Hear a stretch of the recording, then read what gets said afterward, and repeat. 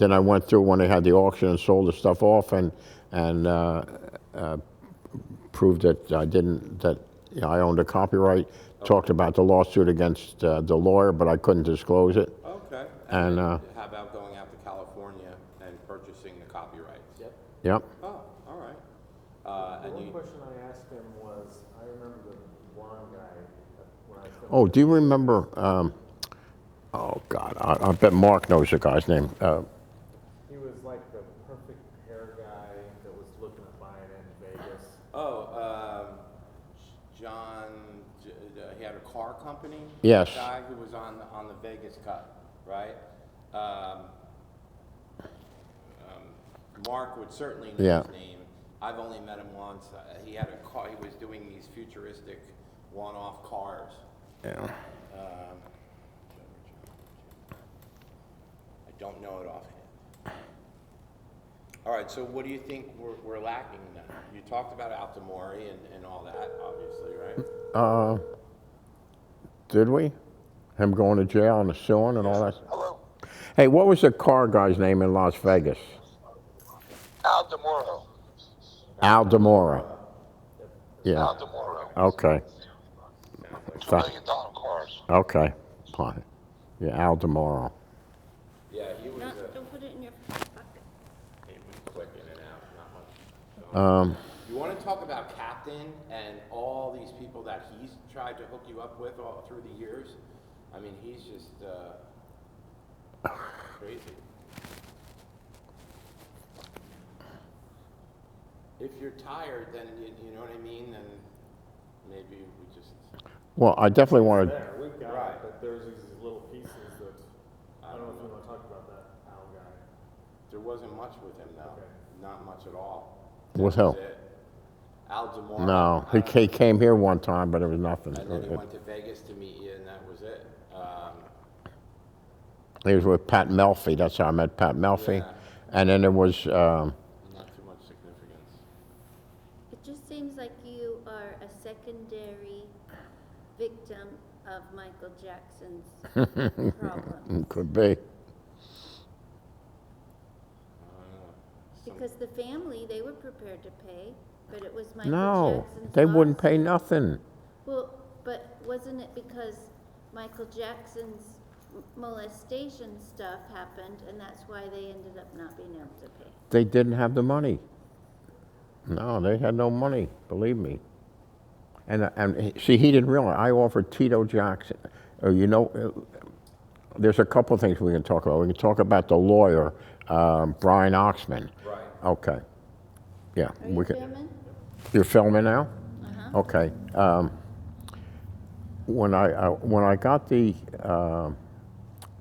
judgment and I flew to California to take the debtor's exam, I told you that I retained a lawyer out of the phone book who I didn't know, and I still don't recall his name today.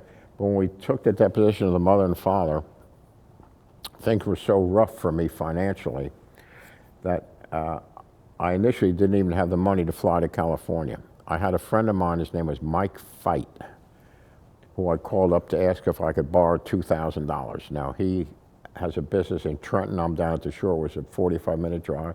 Well, come up and tell me what you need it for. So I drive up to Mike Fight. I told him what I have. I says, I got to take this debtor's exam to see where the money is, and I have a judgment. I said, do you think you can loan me $2,000 to cover my airfare? And he says, no. He says, Henry, I made a lot of money with you. I'm going to give you $4,000. I don't expect it back. Take it with my love. Give me a check for $4,000. I fly out there, take the debtor's exam, and stay at the Western Bonaventure. And the day of the deposition, I get introduced to an attorney by the name of Brian Oxman, who was the family lawyer. And I asked my lawyer, can I speak to Mr. Oxman privately? And they agreed. So I said, you know, Mr. Oxman, I said, I got a judgment of $1.5 million. I'm really hurting for funds. If I could settle this for $300,000 and get paid within a month, I would settle this. He looks at me square in the eye. He says, I'm here to make sure you get nothing. That's what kept me going. He is now disbarred. I'm still here. He's the same lawyer that gave the family the worst advice in the world. If you recall, when a judge signed an abandonment order abandoning all the personal property back to the family, providing they paid us $60,000 in storage,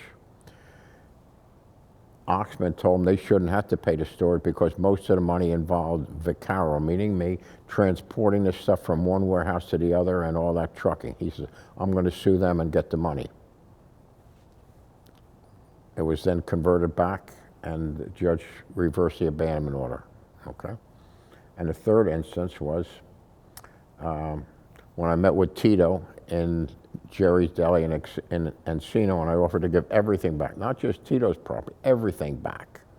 I said, but you guys owe me $1.5 million.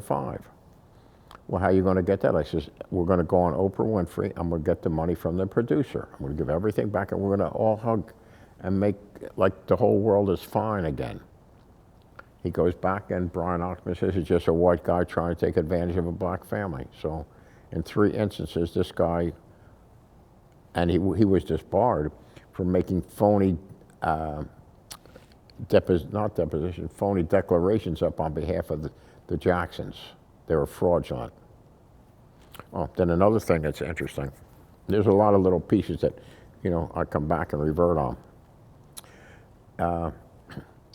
After we were having trouble collecting, the lawyer, Steve Fernandez, and the detective, Frank Kunis, discovered that Randy Jackson owned like, I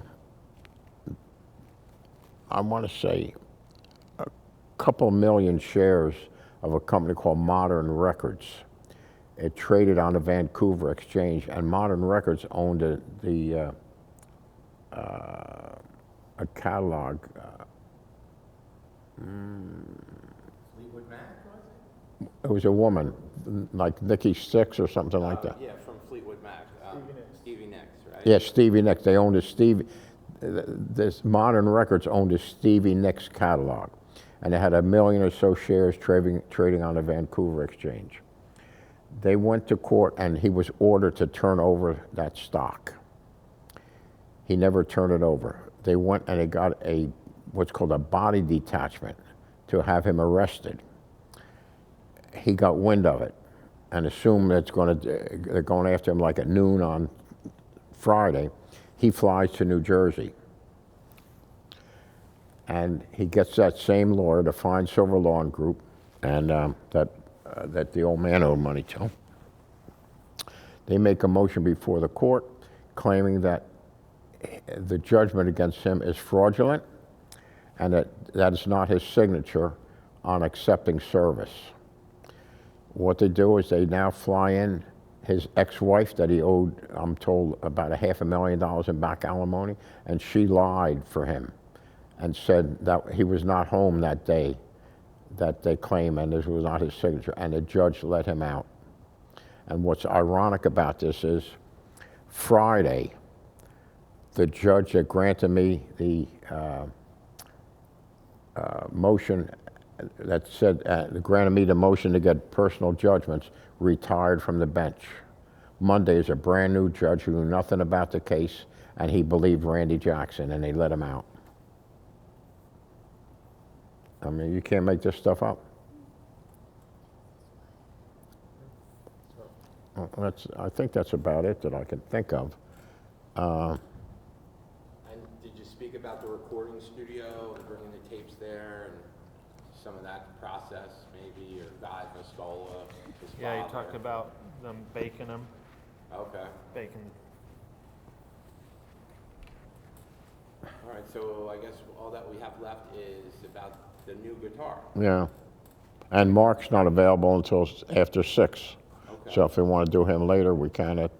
That would be good, actually, to get Mark. Where is Keith in town? Maybe we can do Keith too. All right. So,